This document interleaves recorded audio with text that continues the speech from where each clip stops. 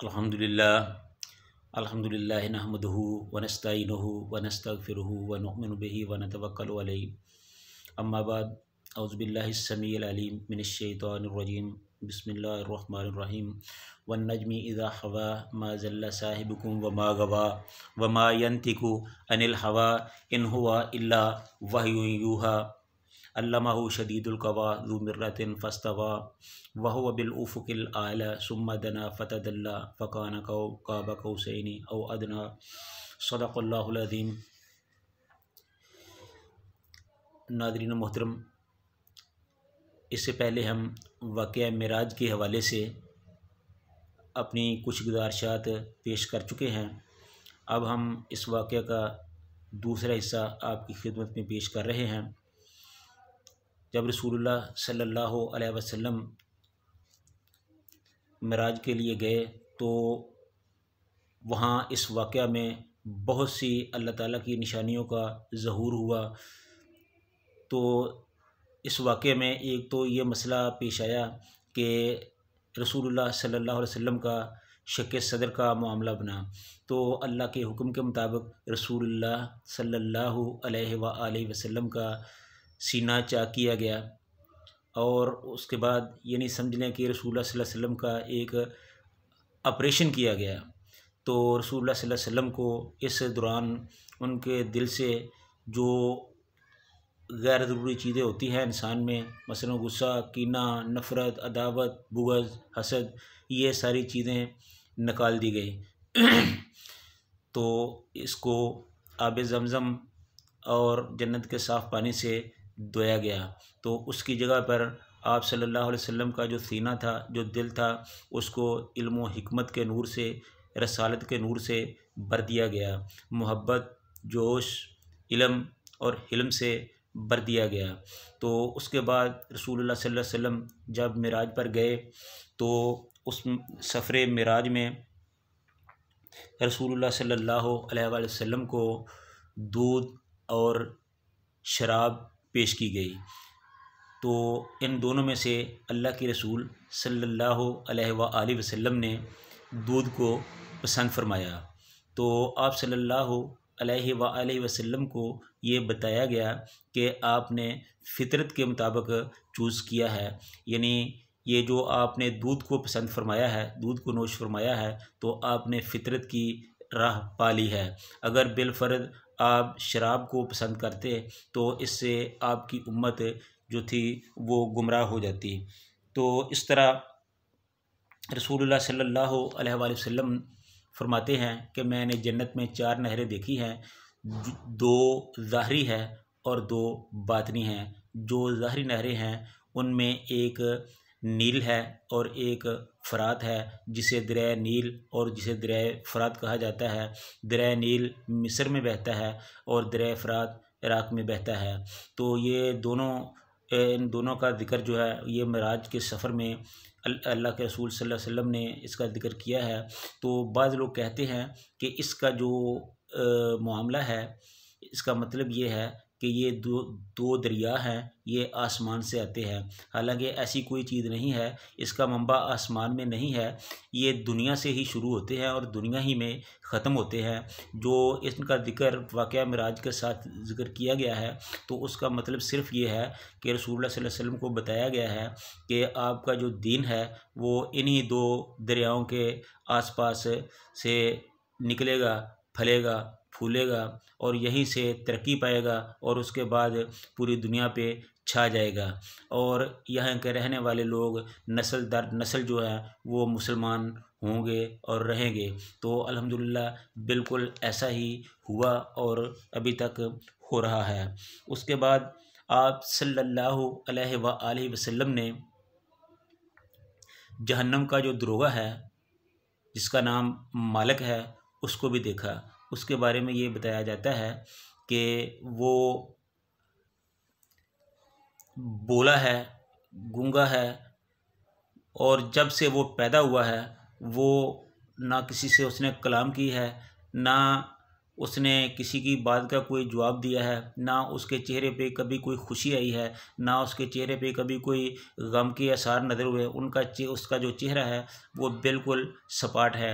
गूंगा बहरा इसलिए नहीं है कि वो बात नहीं कर सकता या बोलता नहीं है, वो इसलिए कहा गया है कि उसने आज तक कभी किसी से बात की ही नहीं है। और बहरा इसलिए कहा गया है कि वो किसी की बात सुनता ही नहीं है, किसी की बात पर तवज्जो देता ही नहीं है। तो इस तरह रसूलुल्लाह सल्लल्लाहु अलैहि वसल्लम ने फरमाया कि मैंने जहन्नम का दरोगा जो है, जिसका नाम मालिक है, उसको भी देखा है और उसका चेहरा बिल्कुल सपाट है, उस पर किसी किस्म के कोई खुशी गमी के असरात जो हैं वो नहीं होते हैं। तो उसके बाद आप सल्लल्लाहु अलैहि वसल्लम ने उन लोगों को देखा जो जुल्मन यतीमों का माल खा जाते हैं, हड़प कर जाते हैं। इस दुनिया में कोई लिपटी रखे बगैर, कोई जायज़ नजायज़ देखे बगैर वो यतीमों पर जुल्म करते हैं, उनका माल हथिया लेते हैं, खा लेते हैं। तो उनके बारे में आप सल्लल्लाहु अलैहि वसल्लम ने फरमाया कि उनके जो होंठ होंगे वो ऊँट के होठों की तरह होंगे। तो वो अपने मुंह में पत्थर के टुकड़ों जैसे अंगारे ठोस रहे होंगे, पत्थर के टुकड़ों जैसे अंगारे या आग के अंगारे अपने मुंह में ठोंस रहे होंगे, खा रहे होंगे, और वो मुंह से खा रहे होंगे और पखाने के रास्ते वो निकल रहे होंगे। अल्लाहुम्मा ला तजअलना मिनहुम, ये उनकी सज़ा होगी। तो उसके बाद आप सल्लल्लाहु अलैहि वसल्लम ने सूदखोरों को भी देखा। तो उन सूदखोरों के जो पेट थे वो इतने बड़े बड़े हो चुके थे कि वो हिलाने से हिलते नहीं थे, अपनी जगह छोड़ते नहीं थे। ये सिर्फ़ इसलिए था कि वो हराम खाते थे। तो उसके बाद आप सल्लल्लाहु अलैहि वसल्लम ने ज़नाकारों को देखा, उनके बारे में बताया कि कुछ लोग हैं जिनके सामने बेहतरीन किस्म का अच्छा बुना हुआ गोश्त पड़ा हुआ है, और दूसरी एक तरफ बेहतरीन अच्छा बुना हुआ मज़ेदार लताफ़त से भरपूर गोश्त पड़ा हुआ है, और दूसरी तरफ गलत गलीज़ बदबूदार किस्म का जो छिछोरों पर मुश्तमिल गोश्त है वो पड़ा हुआ होगा।